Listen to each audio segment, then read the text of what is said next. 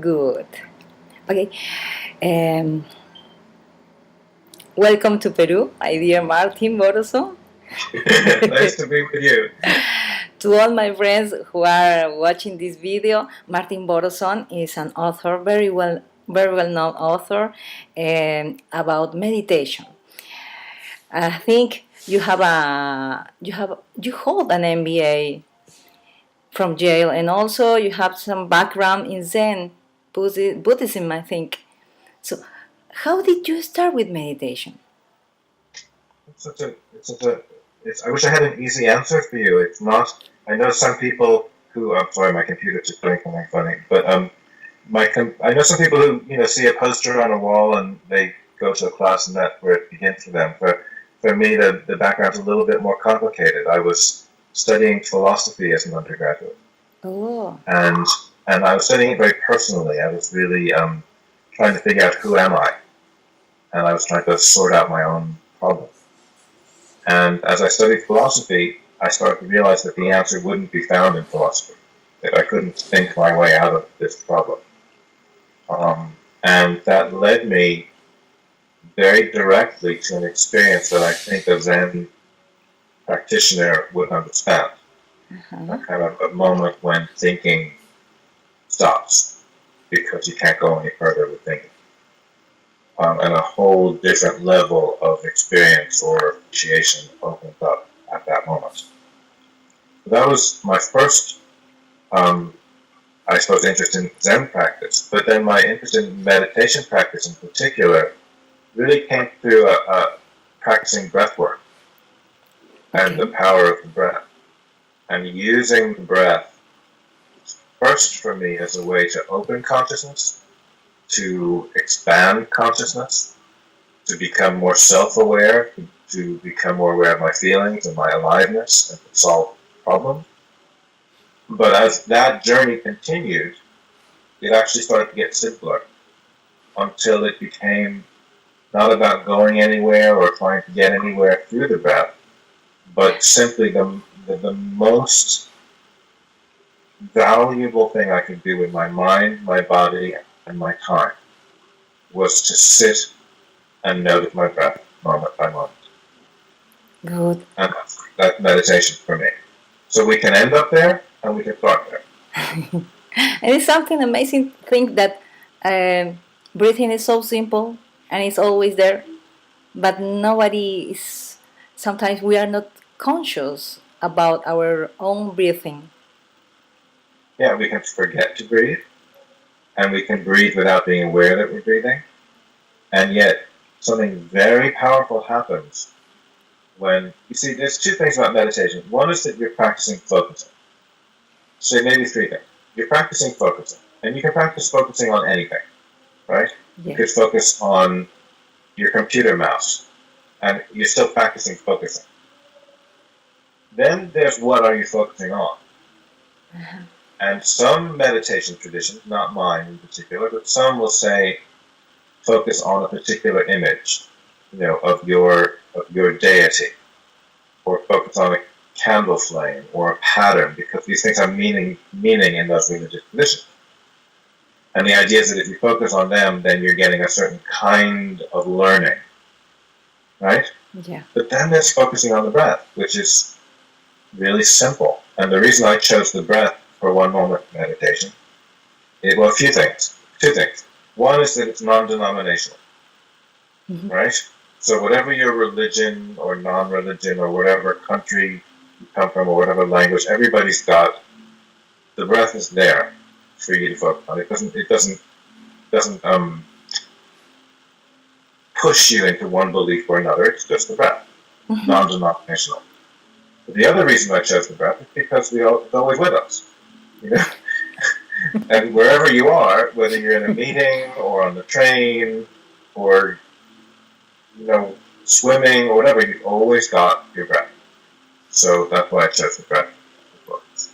That's a great thing, because sometimes people, for example, they start meditating in any method of meditation, but they feel more confused, and also they have more thoughts.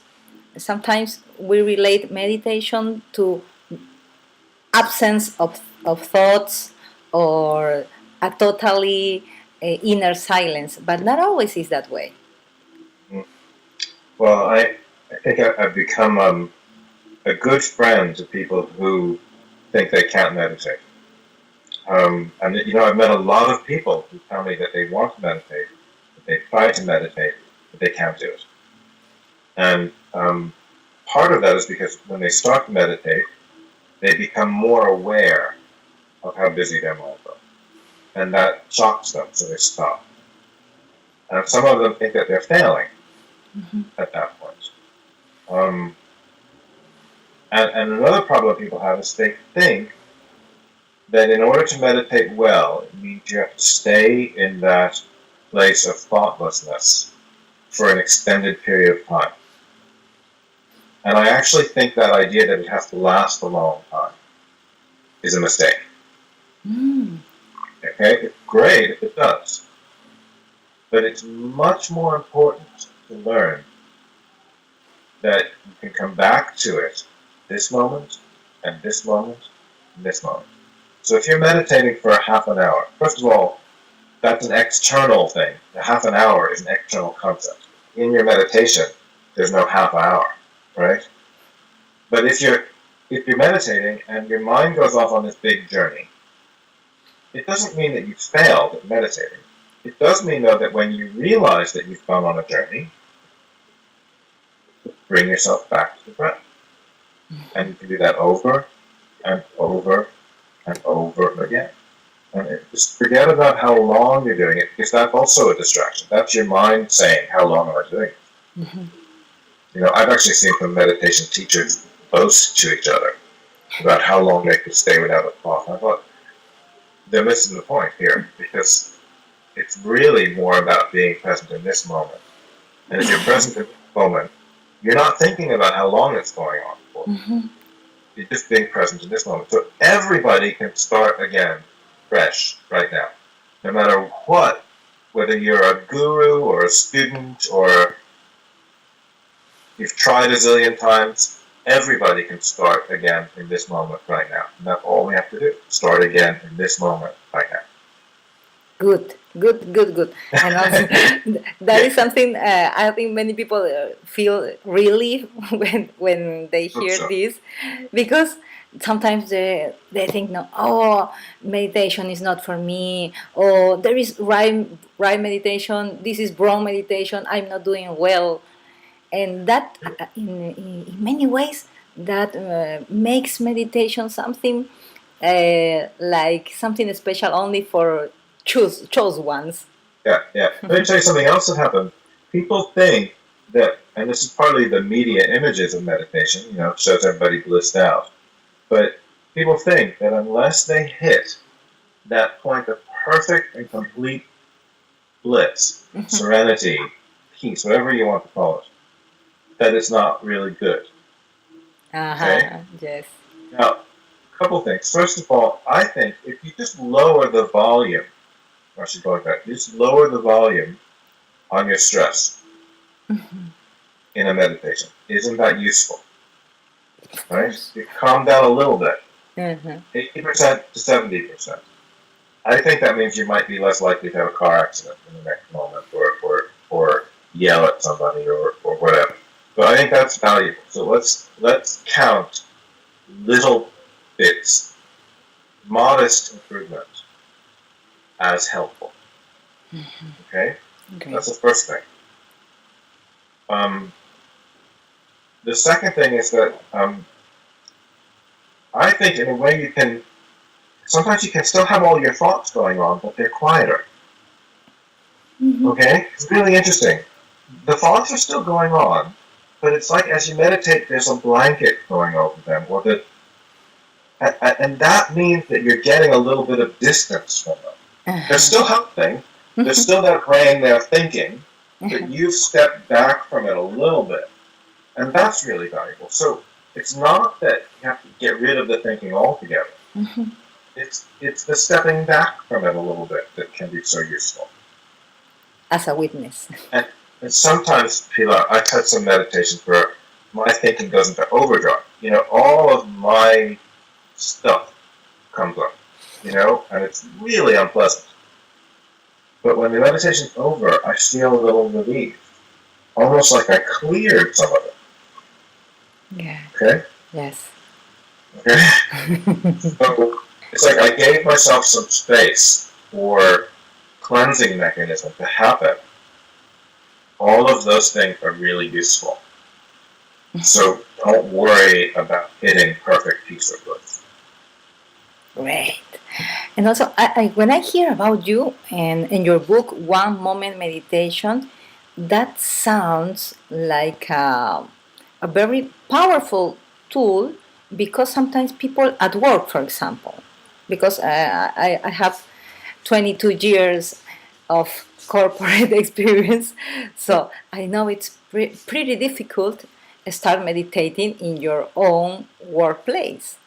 So one moment meditation, your book, I think it's a very good tool to contribute also the productivity, the creativity in people. Yeah. You can do it in secret. Of course, and nobody notices it. Yeah, I go into corporations and I train people on this, including leadership. But sometimes when I'm brought in, my organizer will want to say, well, we have a beautiful room with a yoga mat and cushions. I say, no, I don't want to be in that room. I want to be in the boardroom. I want to be in the cafeteria. I want to be where people actually live and work. Mm-hmm. Because that's where we need to learn to meditate. Of course. That's good. That's good. And here in Latin America, your book was translated to Spanish, and it's called Respira, or in English, breath. Uh-huh. And but are you planning to do, I don't know, maybe some workshops here in Latin America soon? I would love to. I haven't been invited yet. Oh, please!